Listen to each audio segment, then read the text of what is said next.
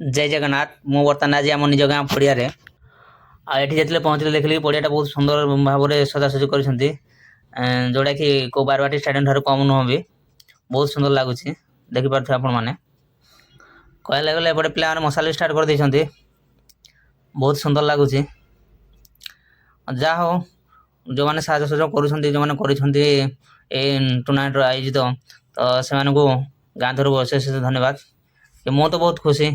कि से जहा ये बाट आगे चलती कर तो अशेष धन्यवाद से देखिपारे केड़े केड़े कप तो जेडे जेडे पाखापी 5 फुट 6 फुट कप यही सीन देखिपारे के सुंदर लगुच भी